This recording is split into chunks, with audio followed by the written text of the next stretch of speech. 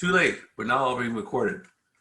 So we're going to start with a quick Q&A about what happened last week and any questions you have going on, our exciting PowerPoints, and our breakout groups, and more Q&A. The breakout groups, last week, the breakout groups were going over the question for the forum. If we have time, we will do that tonight. The breakout groups are mainly going to be focused on some example problems straight from the text based on the reading tonight for the chapter 6.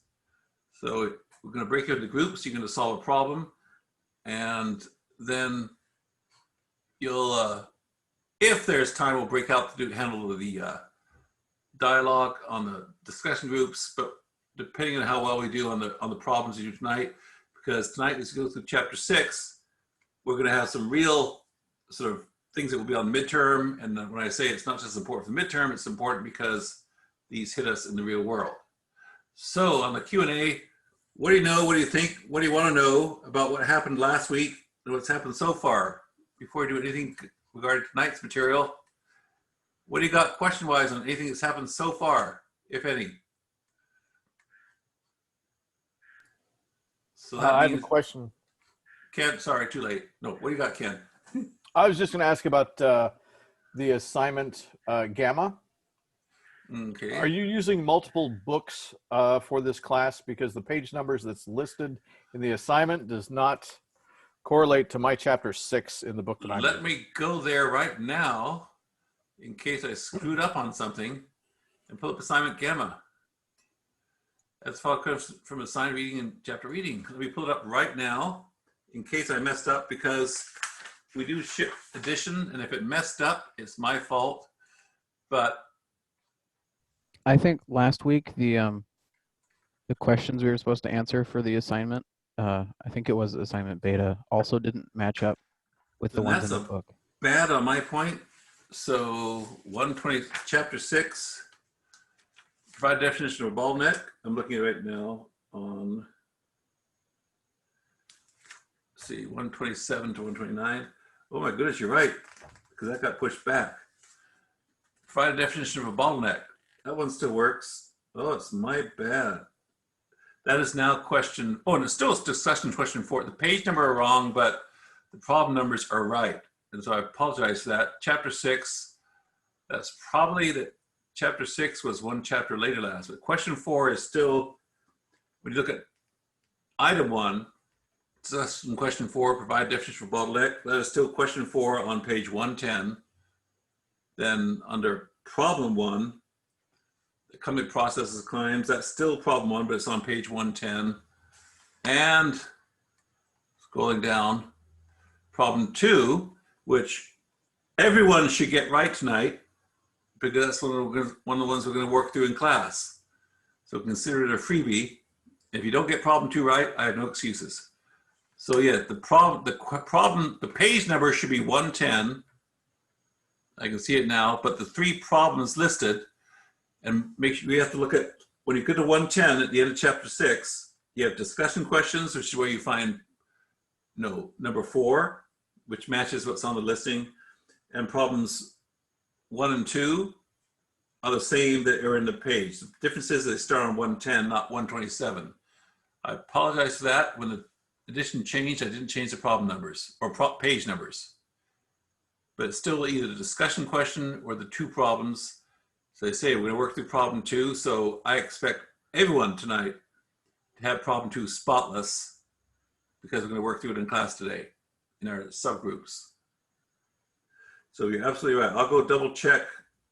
Next ones I have that, but yeah, you're right. The chapter pages changed the last time I used this book, which was the previous edition.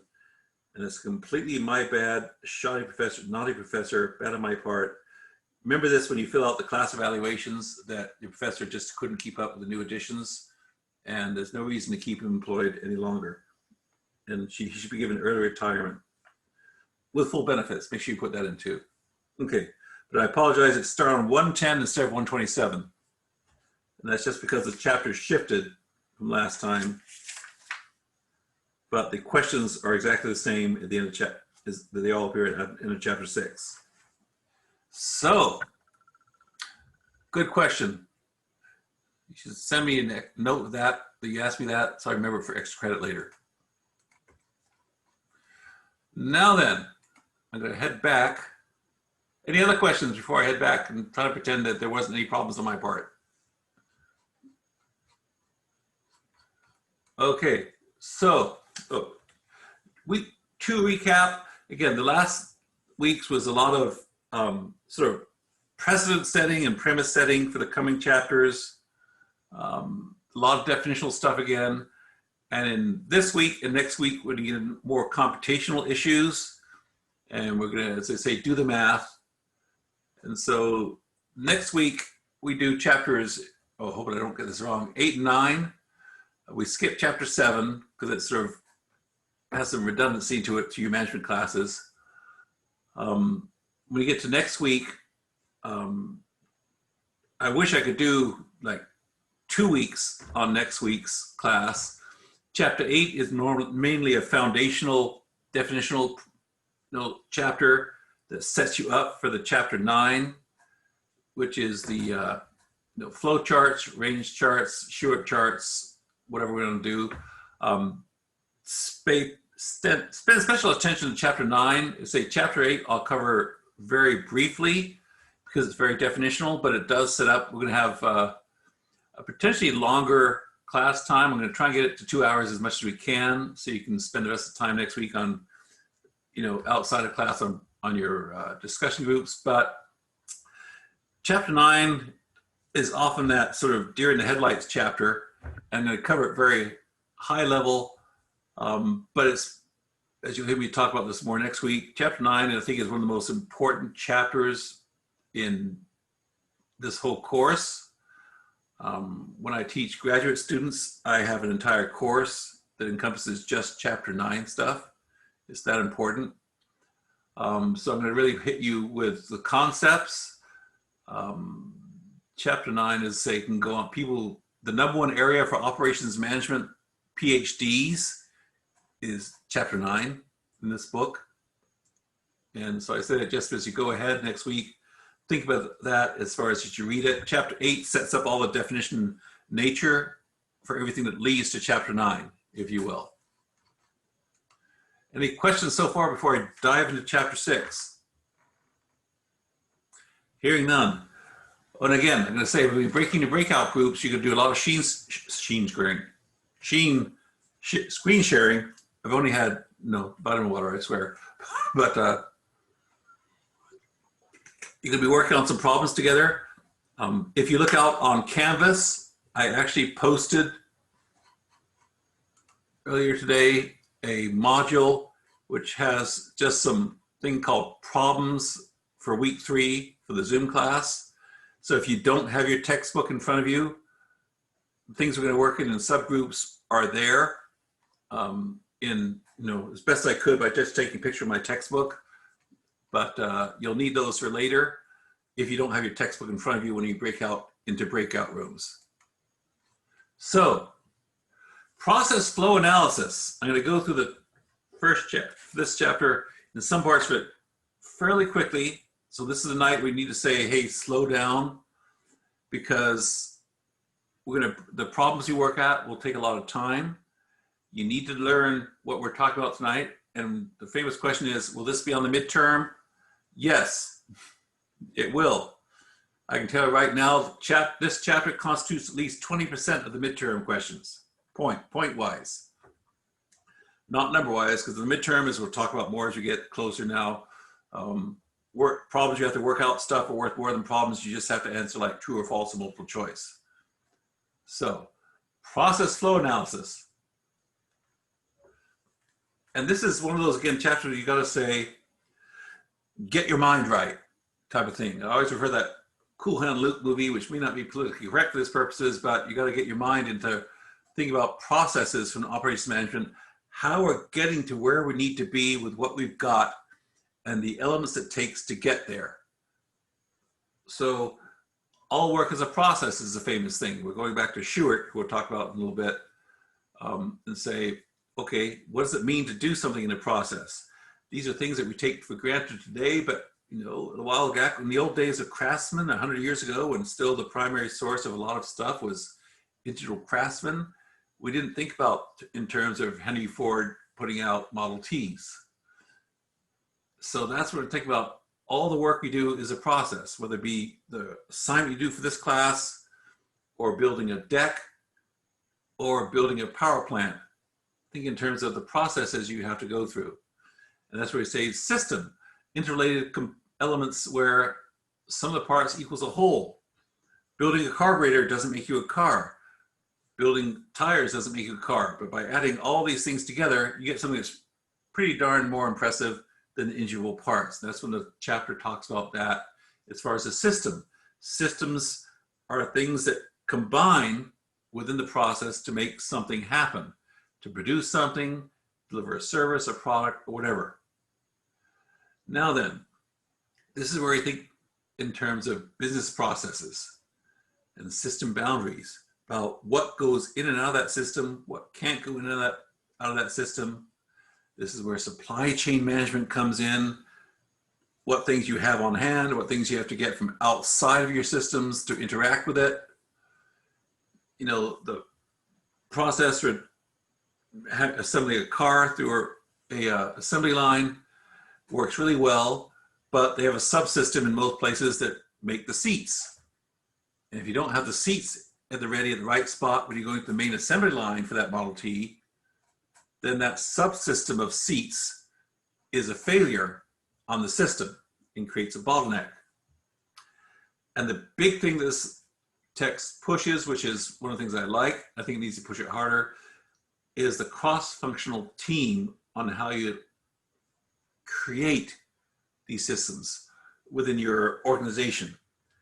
And it's alluding to the fact, which is a big current topic in management theory, is that you can no longer so treat your little elements as separate elements from the rest of the organization. And the big ones that they push in this textbook are things like marketing and finance, you know, because it might make really sense that we can push this many widgets out of our organization, but marketing might say that no one wants this widget anymore. We need to do a different widget. And so it doesn't matter how many you push through, because no one's going to buy it at the end. On the other hand, we could push more of these widgets through if we just had the money. Finance comes in.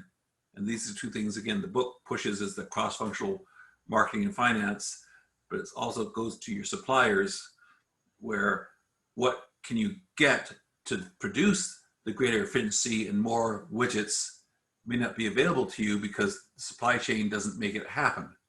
So understanding the system you're collecting for a outcome you want to have involves many different subsystems that come together. And that's a lot of words to say something that some people say is, well, duh, but it is overlooked so rampantly in the business environment today. You don't take into account because it's that systems thinking about where things are coming. And I hate to say it, but doing this COVID-19 thing, this whole healthcare system didn't adequately predict where things like personal protective equipment came from and where their suppliers were. And you might have this many, knee replacements that have to be done of an acute form, even those who are on most states created those as non-essential systems. And I have a good friend who couldn't walk for several months because she couldn't get a knee replacement, but she thought it was essential. But we had a supply chain issue that impacted healthcare delivery as a system for different medical centers and hospitals, because this one element of this system had a bottleneck called China stopped shipping it to us. And so you can't count on the fact that these things will all be available. And that's part of this whole greater system and where the boundaries are, what you can do, and where your things come from. There's a lot of words and very quickly, so slow me down if you need me to. Now then, one of the big things that comes up in this chapter is something that's critical to operations management is the flow chart. I can only see like half your hands, but how many people have heard of flow charts or done something with flow charts before? Okay, so about 60% of you have. All right, flow charts is kind of nice when you have something we can say where it came from. And we have this nice lady called Lillian Gilbreth. Now then, this is where it's a little controversial in management academia. She had a husband called Frank Gilbreth. Now then, you see, Lillian died in 1972, and she was very, very popular in business circles, a favorite of FDR during World War II to help design faster operational systems for making war effort supplies, everything from bombs to bombers to boats, ships, everything. Well, she also had a husband, Frank Gilbreth. Frank was a bricklayer and eventually got admitted to the Society of Engineers, a prestigious organization. But they were married and did some really good works in the 1920s. Frank and Lillian. Frank died, we think, of heart failure in 1924, and their biggest publication came in 1921, and they actually did a really good, what we now would call stop motion analytics, basically analyzed on building walls out of bricks and stone, things we might ask for granted, if you're working on your project out back, like if you're going to build a wall, where should the bricks be located in comparison to the mortar, in comparison to the trowels, in comparison to where the scaffolding you build should be. And they did a lot of, in this really weird thing called motion pictures, where they filmed people doing jobs and said, where are their movements working to the most efficient way of building this wall? Well, good old Frank died fairly early on in this process, but Lillian continued, as they say, her husband's work for another 40 years and got her own doctorate degree and did some most amazing work. And the controversy here is, and there are still some people, and I'm one of the people that is a Lillian fan, as opposed to Frank fan, but there are some people in management theory that say it was all Frank and she continued her husband's work. And I'm on that camp that says, yeah, she continued her husband's work through things like nuclear power plants that her husband didn't even know existed at the time. But that Lillian, to her credit or chagrin, never, shall we say, deposed her husband's credibility and credited him with everything. But she continued for decades on these process charts long after her husband died in 1921. Or no, 1924.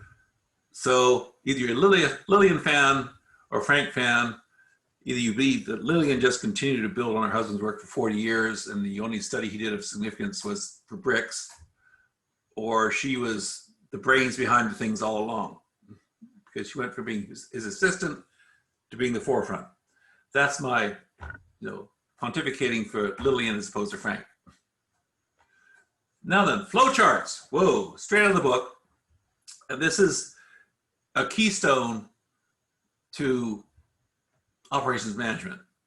And we talk about ISO 9000. I think it's next week, not this week. Is it this week? I think it's next week. One of the requirements that organizations have to getting certified in operational proficiency is your ability to put all your processes on flowcharts. And it's a dumb and simple thing. Sometimes not so simple, but the concept of it is one that it may be a well duh when you can think through things, but it allows you to lineate what you need to do in any process. In this case, they use on selecting a supplier, and you have a start, an end point. The book, I'm not going to go into all the different nuances. The book has different types of symbols they use for flowcharts. If you use Excel, they have standard ones in Excel for flowcharts. If anyone's ever used Visio, which I use, that has its own flowchart systems, and you can select from different people's. There are proprietary flowchart symbols. Don't get hung up on the symbols of, do I need to do a 3D oval? Do I need to do a rectangle box? Can I use a square box? As long as you're consistent in the elements you use so that someone can flow through your chart, that's what's important. but don't worry too much. In this case, they use 3D boxes. Cool. Your flow chart and process won't fall apart on the basis whether you have 3 definitions on your boxes or rectangles. It's consistency. Someone can follow and say, this is a starting point, this is a process point, this diamond is a decision point. Those are the important things, that you're consistent so someone can follow what you're trying to do. You with me? Okay, so don't get hung up when they go through different things in the book. They're important. Just understand where you are and what the references mean. So, process flow analysis. From a flow standpoint, is it balanced? We're going to talk a lot about bottlenecks tonight and next week. That means, is there a single point that's inhibiting your process that you need to identify? How can that change to make it more efficient? So a balance, if your bottleneck is right at the beginning of your process, you might say it's unbalanced because everything else is waiting for something to happen that's up the front, and nothing can happen until that frontline process happens.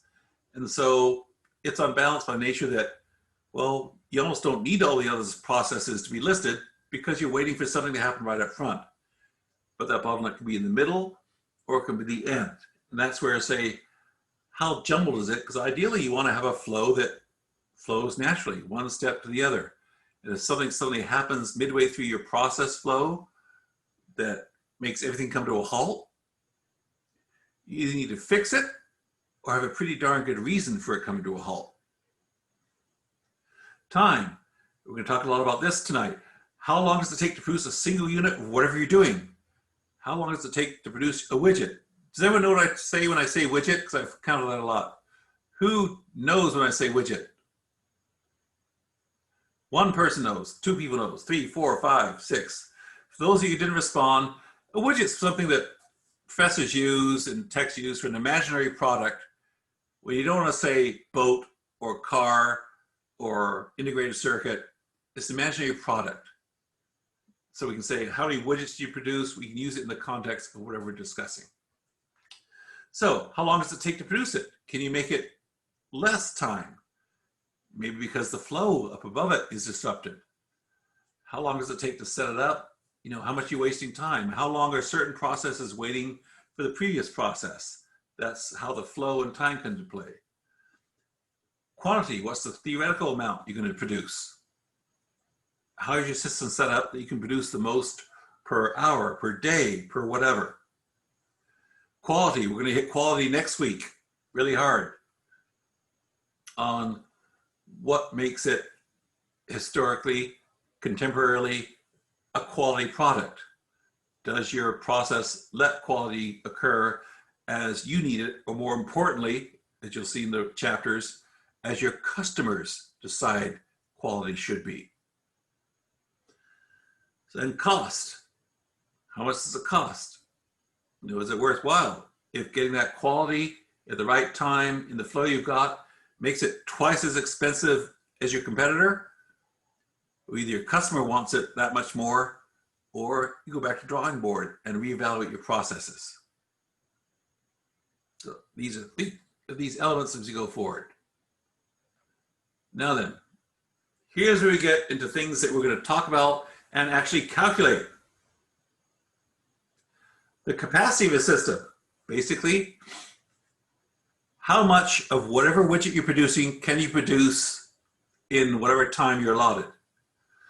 And the capacity is determined by the most constrained, meaning the least of whatever you've got in the process to make it happen.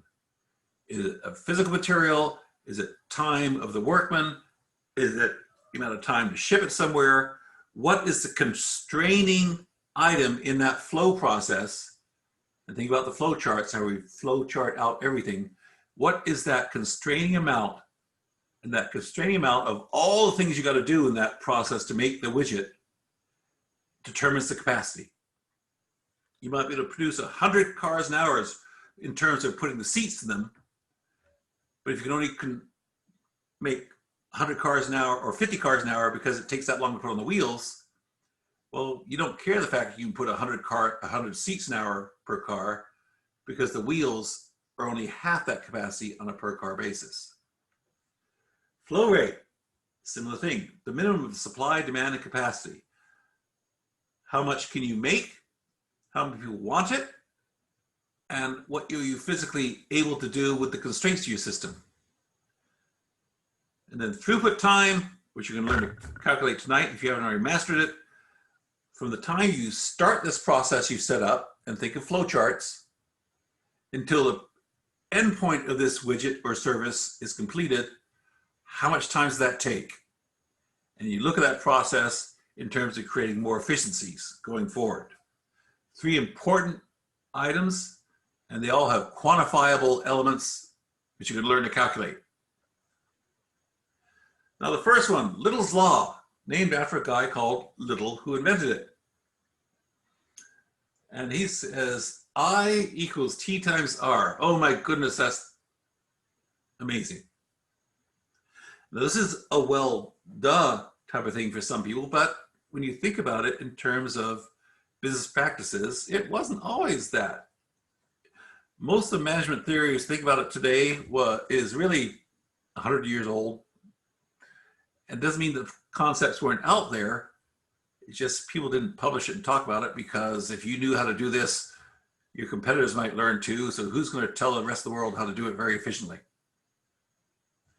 Henry Ford had people from other areas we now call it, like General Motors and other areas who in car manufacturing don't exist anymore, who actually hired people to go work for Henry Ford to figure out how he does it. He didn't publish his stuff until later, how he did his assembly line, but everyone was so interested that they actually had people who he hired to be corporate espionage spies to go saying, how does he make this car in 18 seconds? So I equals T times R. Average numbers of things in the system you set up. Think of that flow chart of things going through this, how I start, how I finish, whatever I'm making. Average throughput time, meaning on average, how many things are going through the system. How many things are actually in the system at any given time, how many things on average are taken to get through the time, and then the last one is average flow rate into the process. So, number of items in the system, the time to arrive, and the time that averagely takes there. Now then, the steady state thing is something that's really important, because if you are changing things as you're monitoring them in these processes, everything's out the door. It's assuming that everything's staying the same in that steady state as you go through something. You're not changing processes as you're analyzing the processes and watching the processes.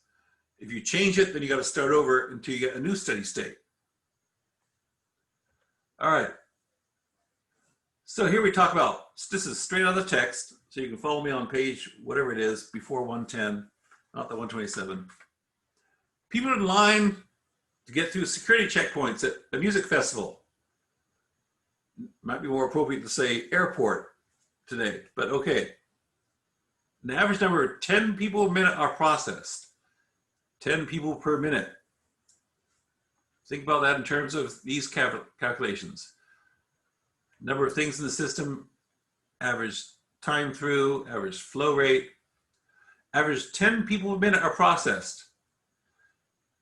People spend 24 minutes in line on average. Think about these I, T, and R. What's the average number of people in line? This is where we have dramatic music playing. Okay. So here we go. As we said before, 10 people per minute are processed, and the people spend 24 minutes in line on average. And don't blow off those terms on average or absolute numbers. They're important numbers that go. I is the average number of things in the system. What do we know? 10 people per minute are processed. So, average flow rate in the process, 10 people per minute are processed. How much time do people spend in line on average? Average, remember that term, throughput time, meaning from the start of the process to the end of the process. how much time? That's throughput. Spend 24 minutes in line, and the average flow rate, 10 people per minute. So this is where you just do the algebra, so that average number of people, in this case people or things in the system, which is I, 24 minutes in line times 10 people per minute is an average of, who can say it first? Unmute quickly. Oh, I have to do it. No one unmuted. What did you say, Andy? I heard Andy say, I think, like 926,000. But he went in and out so quickly. So 240 people in line on average. Now, this might seem like a say, well, there, why do we care?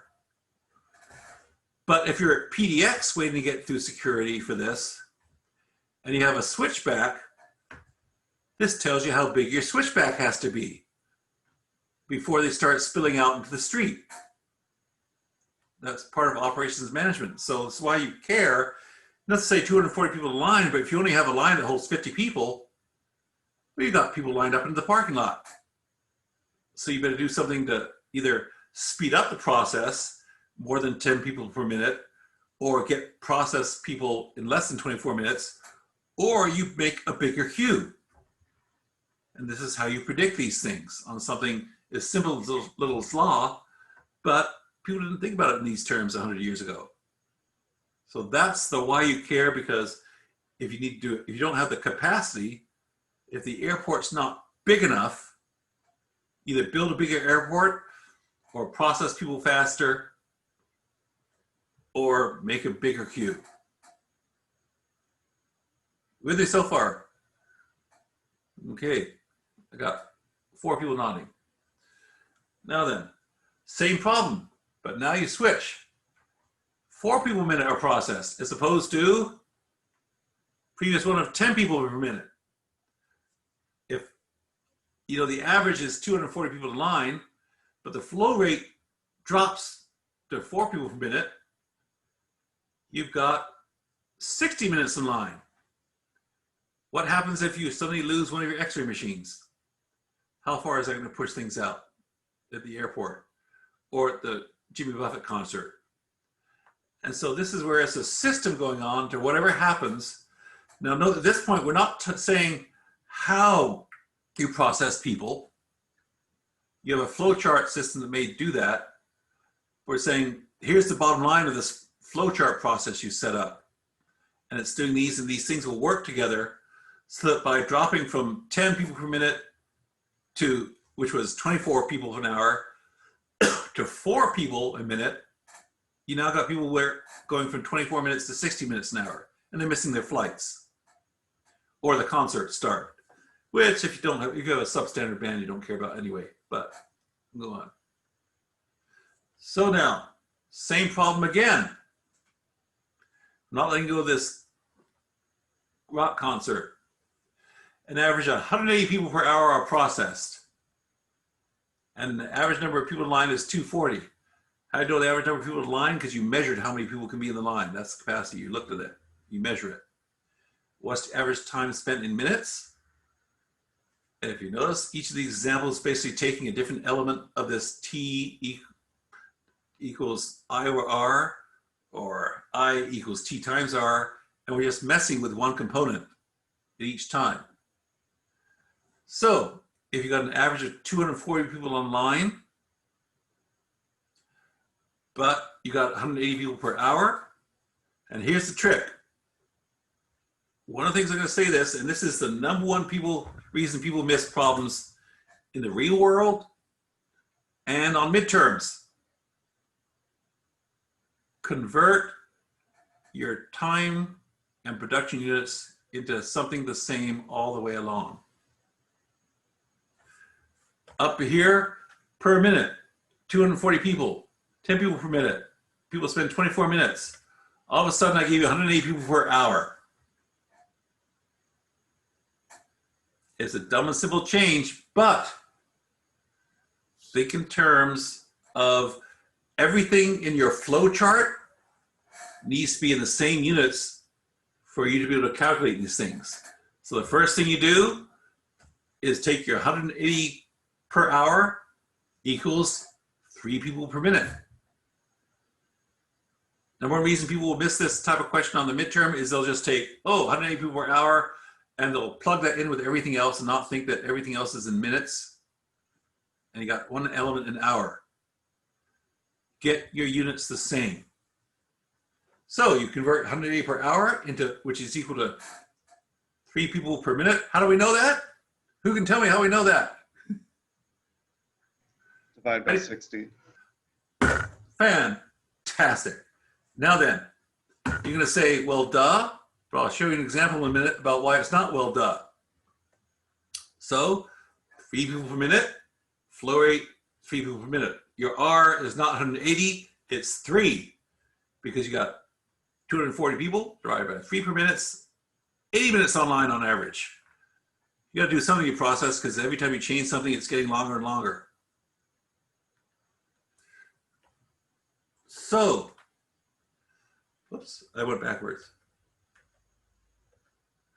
Why is it a well duh thing?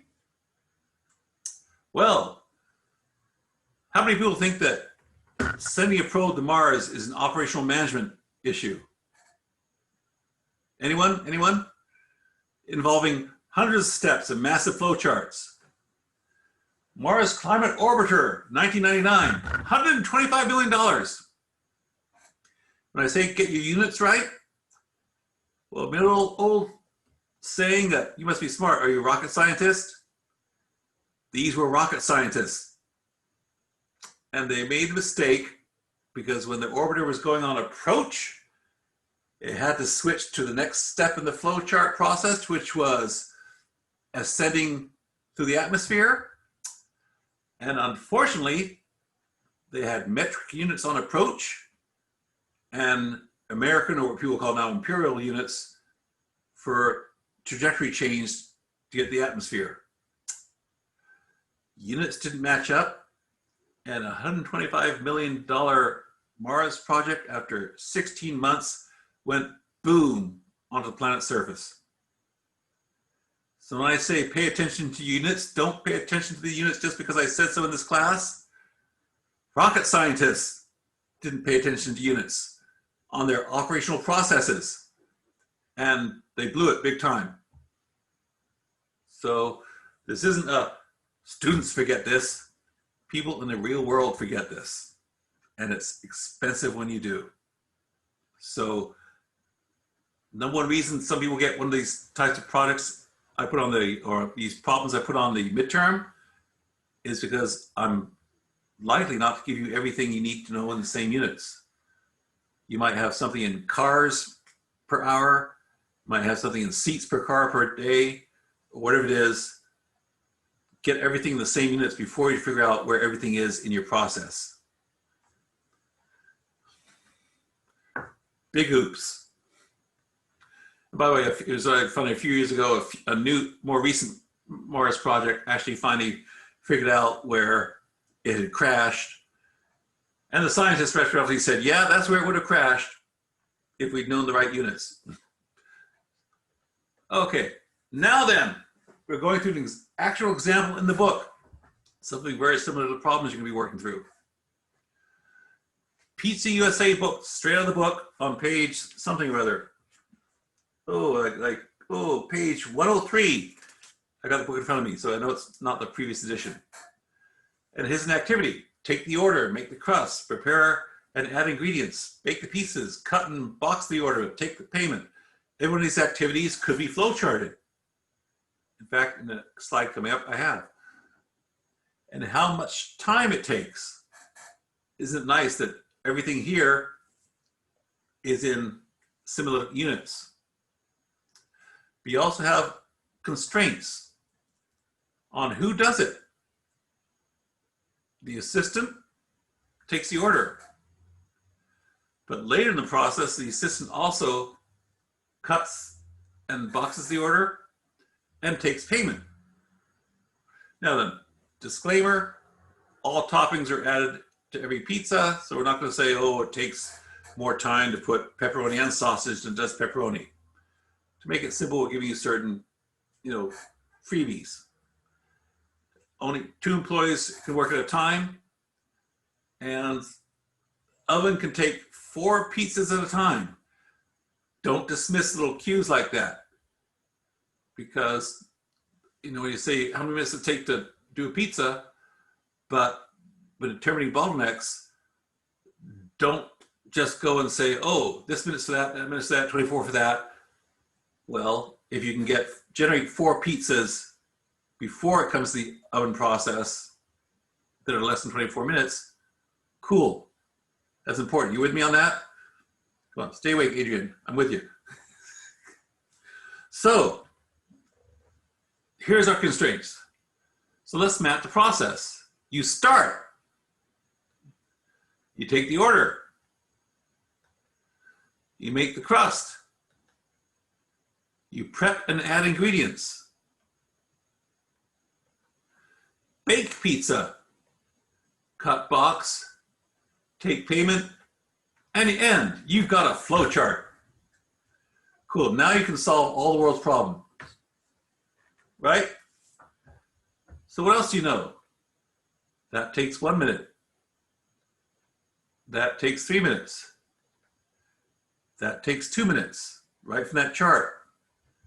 24 minutes. 1 minute and 1 minute. Now then, for a single pizza, what's the throughput time? All this is for one pizza at this point. Well, you get the assistant does those things. Chef does those things. Oven does that. So how much time does it make one pizza? It's not a trick question. Either put it in chat or shout out. 32 minutes. Oh, thanks for playing, guys. I feel vindicated. Okay, cool. 32 minutes to make a single pizza. Now, is that the capacity of your system? That's not what we asked. Throughput time is how much it takes to do an item, start to finish. Throughput time is not necessarily capacity. Capacity and throughput time can be the same, but they're not necessarily the same. In this case, it's not the same, because you already know the oven can do multiple pizzas per oven, up to 4. But throughput time is asking you one item. How fast can you get it through? What happens if we change something in the order?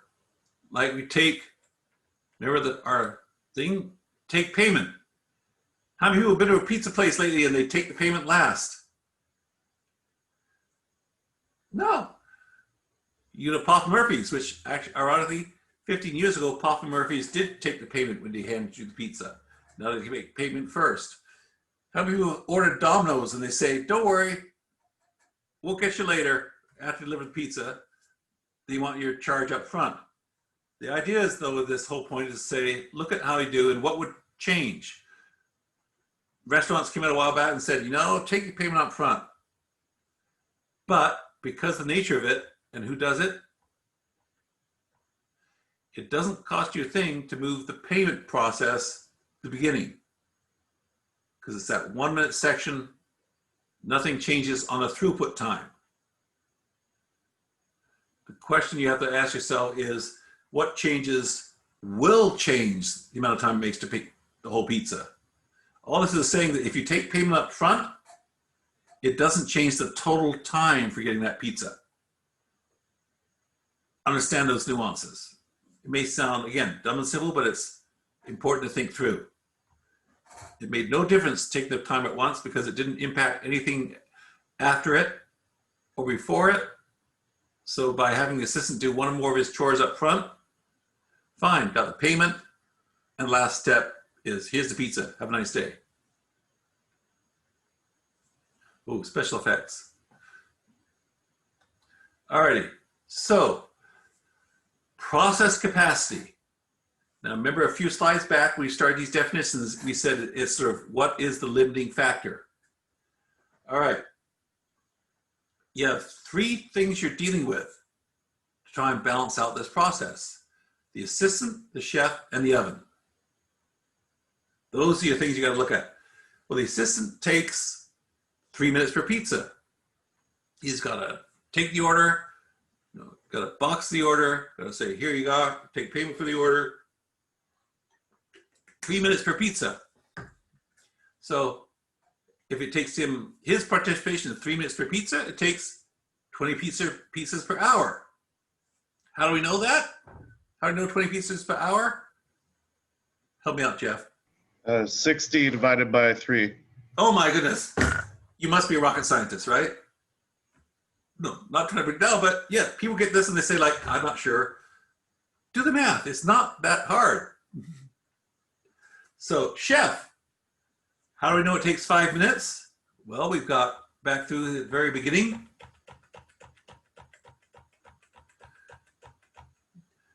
How many things have chef? Make the crust, prepare, add the ingredients. 5 minutes of chef time.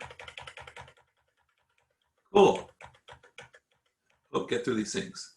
Oven, 24 minutes to do a pizza. But how many pizzas can it do?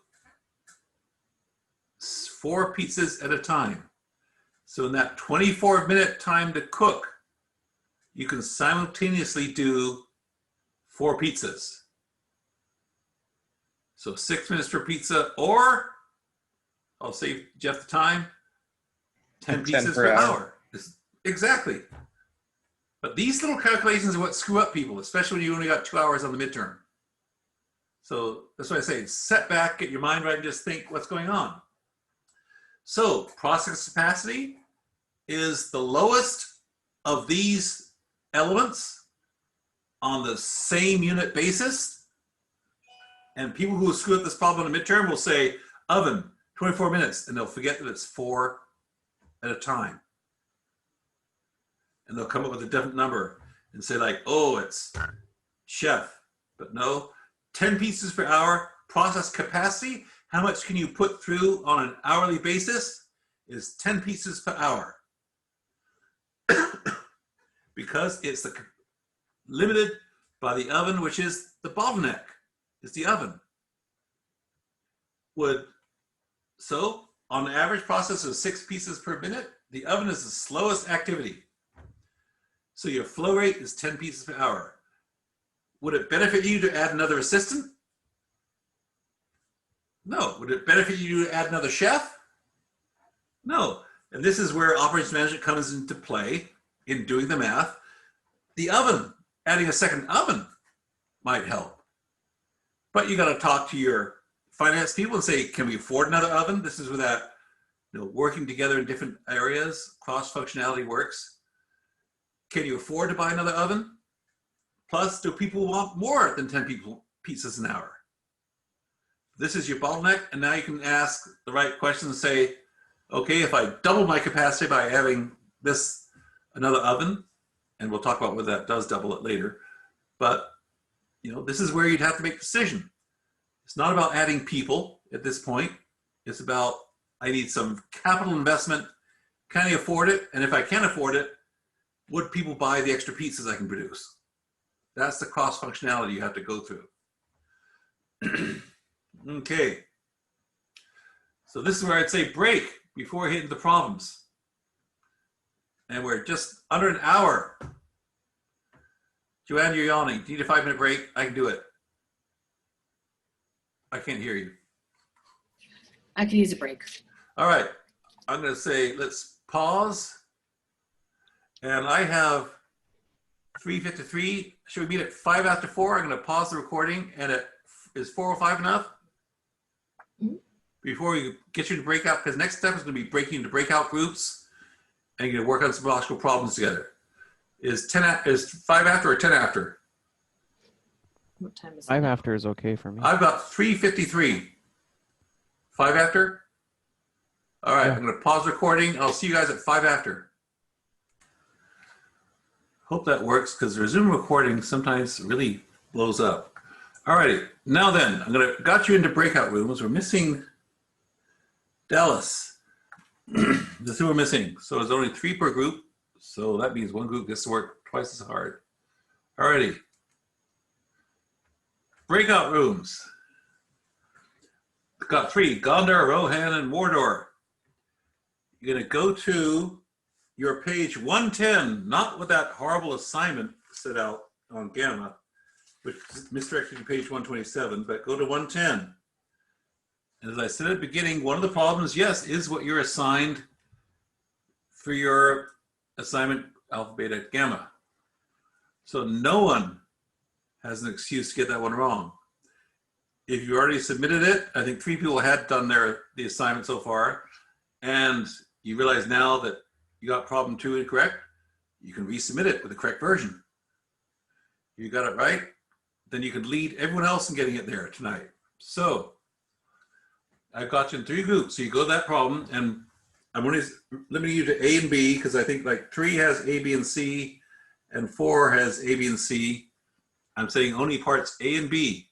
And these all are questions around throughput, bottleneck type of questions. So if you don't know where they are, or you lost your book, go out onto the Canvas, and there is a week 3 problem files for Zoom class link, which basically has 4 pictures.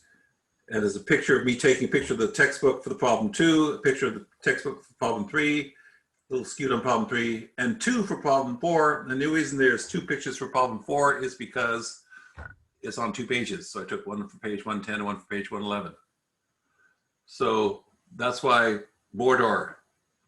So then, Gondor, I have, and you'll know this in a minute, I have Adrian, Joanne, and Nathan. And then I have for Rohan, which is problem 3, I have Aaron, Jeff, and Ray. And Mordor, I have Andy, Brian, and Ken. Everyone know where they are? I can go through this again, but it's on the screen for what problem you have. But Gondor, the first one, problem 2 is Adrian, Joanne, Nathan. Problem 3 is Aaron, Jeff, Ray.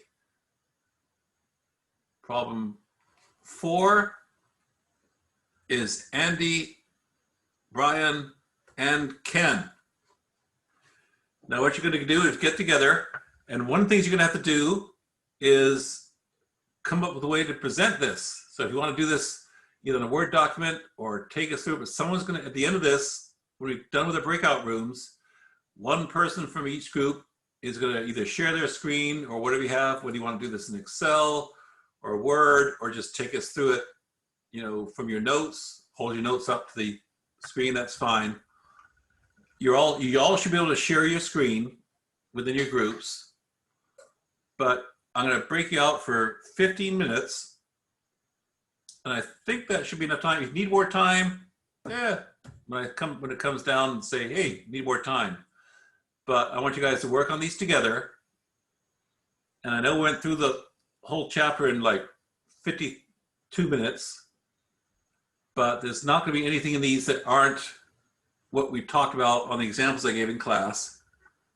So think them through and basically come up with your answers. And when we go back to the main screen, one person from each group is going to take point. How you decide that is up to you. You know, mortal combat is not allowed. Something other than that, decide who does it. But elect who you're going to have do the presenting, and how you come up with the answers and go through it together.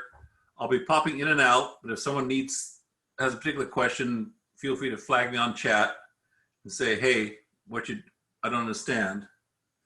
But you've each got, Gondor has 2, Rohan 3, Mordor has 4. Is anyone confused about what group they're in or what they need to do? They reverse it as they say you're supposed to say. Who understands exactly what they're going to do and who they're going to do it with? Adrian, Aaron, and Joanne are the only ones. Ray knows. Jeff knows. Ken and Brian know. Andy and Nathan, they don't know what they're doing, right? I know everything. We're good. Bless you, sir. Thanks for playing. Okay. So I'm going to say again, 15 minutes. If you need more time, that's okay. So it's going to probably take you a couple of minutes just to figure out how you're going to coordinate things. because when you're doing this online, but again, you all should be able to share your screens. If you don't know how to share, go to your little menu bar. Mine's at the top, yours might be at the bottom, and you can share your screens with each other. So take each other through that, but it's, if you've never done it before, you know, and you need more time after you figure that out, but whoever wants to work in it, I said, I don't care how you do it, as long as you can present your answers to A and B and how you got it to the class. I have my answer key, which I made up the other day, which I hope is correct. And you can tell me if it's wrong. You can say, no, you got it wrong, but it should be wrong because mine agreed. My wife said it was okay. And oh yes, one thing when I said, I just alluded to earlier, because this question came up last week, you can submit your assignments multiple times. The only one I will see, because I don't look at it until it's expired. But if you decide that, oh, problem 2, because that's what we're doing in one group's doing that I want to redo it, and you already submitted it, and oh, I hate what I submitted before, I want to redo it, you can resubmit it. But I only get to see the last one you submitted. And that's also, if the last one you submitted is after the deadline, then it's late.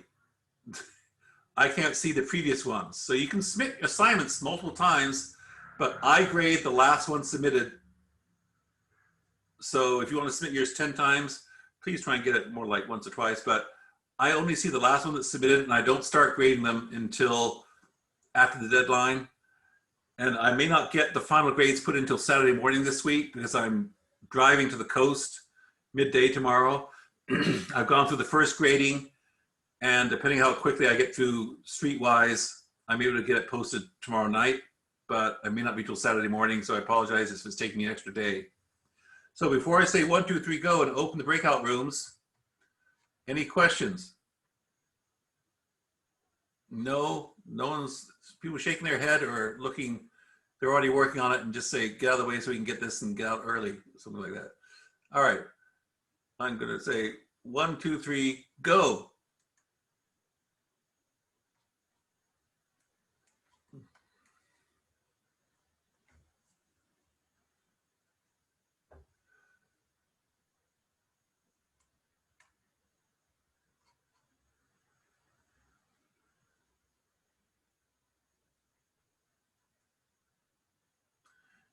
Andy, not joined Mordor yet.